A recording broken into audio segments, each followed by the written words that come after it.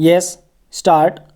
This review petition has been preferred by the original writ petitioner seeking review of the order passed by this court in WP number 4695/2020, which was preferred as a PIL for the benefit of advocates. Stop.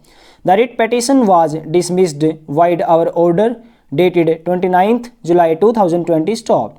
Having heard the petitioner in person and looking to the facts and circumstances of the case, we see no reason to entertain this review petition, mainly for the reason that there is no error apparent on the face of the record in our order dated 29th July 2020 in WP number 4695/2020. Stop. Much has been argued out by the review applicant party in person about the previous orders wherein notices have been issued by this court in matters pertaining to creation of the post of Advocate General in Delhi, selection process for the students, etc., which are annexed as annexures to the memo of the review petition. Stop.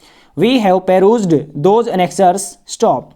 The present case is a PIL preferred by the party in person for including advocates in the definition of the word professional under the Micro, Small and Medium Enterprises Development Act 2006. Stop. We are of the view that the advocates are capable of filing their own litigation if they wish to do so. Stop. On this point itself, we have dismissed the writ petition as a PIL. Stop. In the case of Meera versus Nirmala Kumari, reported in 1995, 1 SCC 170, the Honorable Supreme Court at para 8 and 9 held as under stop passage. It is well settled that the review proceedings are not by way of an appeal and have to be strictly confined to the scope and ambit of Order 47, Rule 1 CPC. Stop. In connection with the limitation of the powers of the court under Order 47, Rule 1, while dealing with similar jurisdiction available to the High Court while seeking to review the orders under Article 226 of the Constitution of India, this court, in the case of Sharma versus Sharma 1979 for SCC 389 AIR 1979 SC 1047, speaking through Reddy, has made the following pertinent observations. Passage.